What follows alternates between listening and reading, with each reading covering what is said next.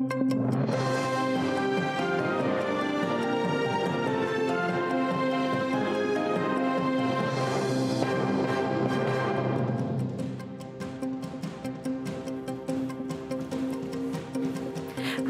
жовтня, четвер, в ефірі інформаційна служба «Заман». Я Оріні Сітумєрова. Вітаю вас.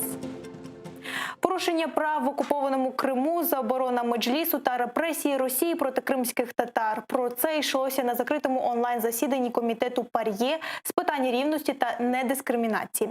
За участю представників України та Росії у ситуації на окупованому півострові розповіли омбудсмен Людмила Денісова, голова Меджлісу Рефат Чубаров та його перший заступник Наріман Джелял. Росіяни намагалися запевнити, що кримські татари щасливо живуть на півострові і знов вдались до пропагандистських лозунгів. Про те, як відбулося засідання далі у сюжеті. Про порушення прав і свобод громадян в окупованому Криму розповіла уповноважений Верховної Ради України з прав людини Людмила Денісова під час слухання в ПАРЄ. Вона звернула увагу міжнародної спільноти на репресивну політику Росії. Зокрема, розповіла про обшуки в будинках кримських татар, незаконні арешти, судові переслідування та викрадення людей. Проводиться насильницька паспортизація кримчан. Тільки за наявності російського паспорта можна мати соціальні послуги та медичну допомогу, оплатити комунальні, влаштувати дитину в дитячий сад або школу. Ті, хто відмовилися від російського громадянства, відповідно до законів окупанта, вважаються іноземцями та підлягають депортації з конфіскацією житла і земельних ділянок. Близько 5 тисяч цивільних осіб депортовані з Криму. 50 тисяч українських громадян заради збереження життя свого і своїх близьких виїхали з Криму. Російський омбудсмен Тетяна Москалькова, яка брала участь в засіданні, заявила, що з такими скаргами до неї ніхто не звертався. Що стосується зникнень людей, мені не надходило жодного звернення, пов'язаного з цією темою, як і з темою депортації. Було кілька звернень від громадян України, які в зв'язку з коронавірусом не могли перетнути кордон за епідеміологічними обставинами. Звернення до країни, яка порушує права, не є логічним. Так відповів Москальковій перший заступник голови Меджлісу кримсько-татарського народу Наріман Джелял. Госпожа Москалькова, как и все в России, является частью этого государства, частью этой системы. И апеллировать за помощью к человеку, который, в частности, является частью государства, осуществляющего репрессии в отношении крымских татар, по-моему, просто бессмысленно и абсурдно. Російська сторона також хотіла, щоб на цих слуханнях разом із іншими окупантами брали участь депутат так званого кримського парламенту Чингіз Якубов, депутат Бахчисарайської ради Ервін Мусаєв, адвокат Тейфук Гафаров, журналістка Лентара Халілова. Але на комітеті відхилили їх кандидатури. Тому Москалькова намагалася сама переконати всіх, як щасливо живуть кримські татари на півострові, що нібито кримсько-татарська мова державна, нею можна навчатися в школі та будь-де спілкуватися. Российские власти любят хвалиться, что в Крыму есть 15 крымско-татарских школ. Они не были созданы Россией. Эти школы существовали уже многое время и до 2014 года. Наоборот, сегодня эти школы потеряли в своих возможностях, потому что согласно российского законодательства старшая школа, то есть 10-11 класс, обучение осуществляется только на государственном русском языке.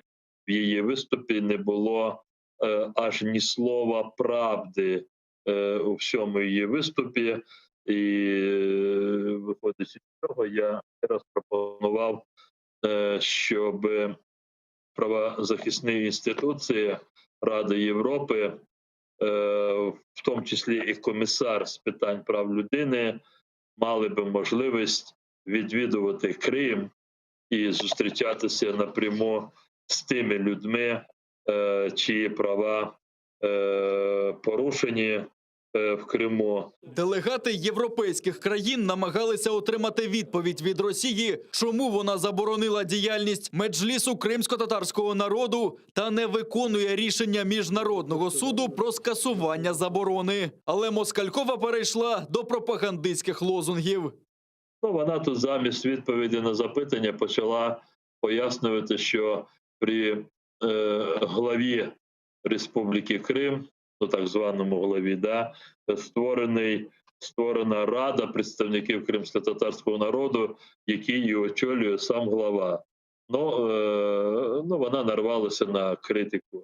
Голова Меджлісу Рефат Чубаров нагадав про мирну ходу до Криму, яку планують у представницькому органі. До неї запрошені і представники міжнародних організацій. Вона мала відбутися у травні, але через пандемію коронавірусу її відклали. Але запрошення актуальне. Звертаючись до членів комітету, Рефат Чубаров наголосив, що резолюції по Криму, прийнятих ПАРЄ та іншими міжнародними організаціями, замало для звільнення Криму від окупанта. Намагався показати, що всього цього є недостатнім, оскільки Російська Федерація уникає виконання всіх цих рішень, в тому числі рішення Міжнародного суду ООН. Після цих слухань комітет повинен підготувати звіт щодо ситуації в окупованому Криму. На його основі парламентом Європейської Ради може бути прийнята чергова резолюція з засудженням дій країни-окупанта. Шевкет Наматулаєв, Заман, АТР. У так званому суді окупованого Армянська вдруге не з'явився жоден зі свідків обвинувачення у справі проти національного лідера кримськотатарського народу Мустафи Джемілєва.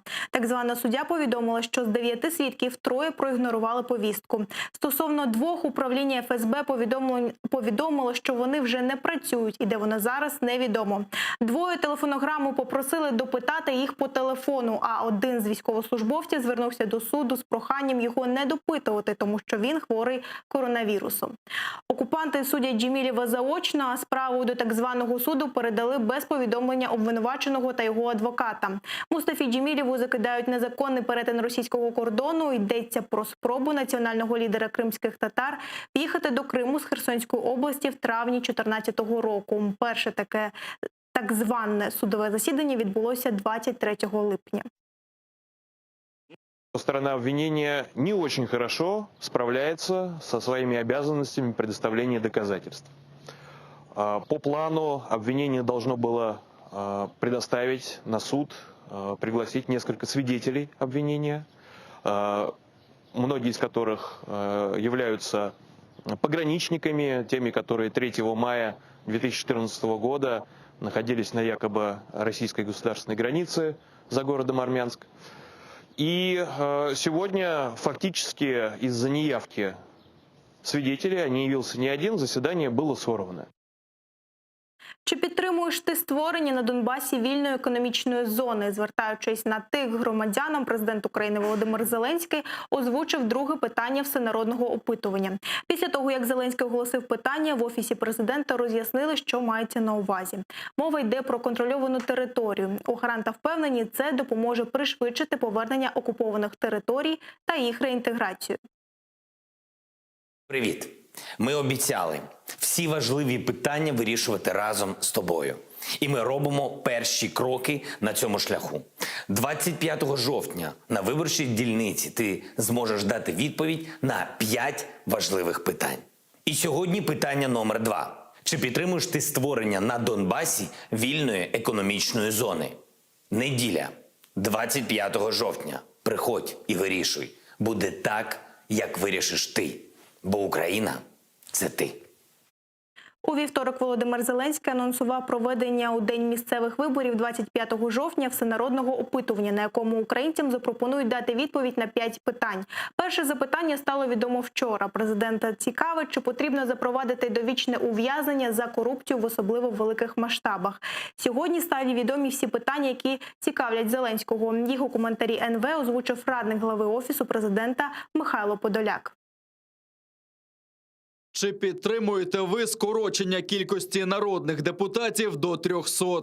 Чи підтримуєте ви легалізацію канабісу в медичних цілях для зменшення болю у важких хворих? Чи підтримуєте ви право України на використання безпекових гарантій, визначених Будапештським меморандумом, для відновлення її державного суверенітету і територіальної цілісності?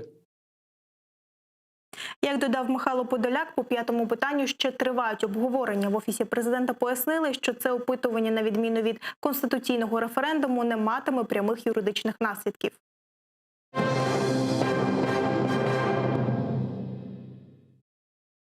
Подарунок для вірних присязі. Родинам 25 українських моряків, які покинули Крим після окупації, вручили ключі та сертифікати від нових квартир в Одесі. Житло отримали ті, хто чинили опір окупантам у Криму, залишилися вірними Україні та служили на Сході, заявив екс-командувач військово-морських сил Ігор Воронченко. Він назвав це подарунком до Дня захисника України та наголосив, що гідне життя службовців – пріоритет для командування. А нові квартири мають отримати всі, хто в 2014 році не перейшов на сторону ворога.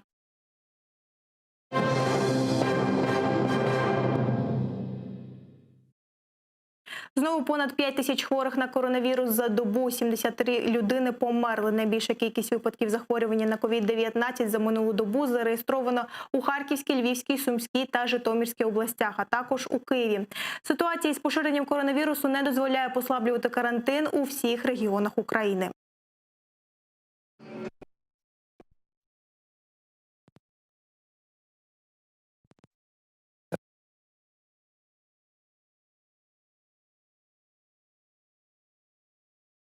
Ми можемо скільки завгодно намагатися збільшити ліжка, але в нас в медичній системі є межа. Ця межа є в будь-якій країні, в тому числі і в Україні. І тому, будь ласка, дотримуйтесь цих правил і будьте здорові. 171 інфікований, 3 померлих. Така епідеміологічна ситуація в окупованому Криму. Загальна кількість жертв COVID-19 досягла 98. Погіршити ситуацію можуть і російські туристи. Вони масово виїжджають до Криму, щоб перечекати карантин. А від місцевих тільки вимагають, що носити маски. Тим часом місць в лікарнях бракує, а окупаційна влада судомно шукає, де розмістити інфікованих. На цьому тлі погіршується ситуація з водопостачанням. Найбільше штучне водосховище півострова Міжгірне вже на межі існування. Чим ще живе окупований Крим, дивіться далі у сюжеті. Кількість жертв COVID-19 в окупованому Криму наближається до сотні. Лише за минулу добу виявили 171 інфікованого, ще 3 померли. Принаймні такі цифри наводить окупаційна влада. Лікарів бракує, місць в лікарнях не вистачає. Відтак шукають, де вкладати нових хворих. А окупаційна влада тим часом жаліється, що кримчани не дотримуються маскового режиму. І, мовляв, це причина такого стрімкого поширення коронавірусу. А тим часом узбережжя заповнені відпочивальниками з Росії. Ті масово вирішили перечекати свій карантин на окупованому півострові. Без Дніпровської води вмирає найбільша наливна водойма Криму. Межгірське водосховище, що під Сімферополем, вміщує до 50 мільйонів кубометрів і займає 400 гектарів. Після перекриття Північно-Кримського каналу сховище зміліло вдвічі. Ситуацію ускладнила ще й рекордна посуха. І тепер у Межгірському водосховищі лишилося трохи більше 1 мільйона кубометрів. А в Севастополі впроваджують режим підвищеної готовності. Окупаційна влада жаліється, що води вистачить хіба що до Нового року. Тому севастопольцям слід готуватися до жорстких обмежень. Я на дачу поеду, там у меня есть у соседа скважина. Может, он поможет. У меня несколько тонн воды на балконе стоит уже. А вы знаете, мы уже привыкли к этому. Мы старые люди очень экономны в этих отношениях. У нас колонки. Масандру на продаж. Окупаційна влада Криму вирішила приватизувати найбільший на півострові винзавод. До його складу входять 6 підприємств, які окупаційній владі набридло утримувати. Тому одноголосно підтримали переорганізацію і встановили ціну в 3,5 мільярди рублів. Загалом за час окупації за такою схемою відібрали близько 500 кримських підприємств, а Україна позивається до міжнародних судів. Чергова ракетна лякалка окупантів. Вони тренувалися відбивати напад ворожої авіації на Крим. Літак ворога імітувала ракета, випущена з комплексу «Утьос». А фрегат Чорноморського флоту «Адмірал Григорович» збив її ракетою з зенітної установки. До маневрів окупантів залучили ще десяток кораблів супроводження і перекрили частину Чорноморської акваторії. Владислав Стужук, Заман, АТР.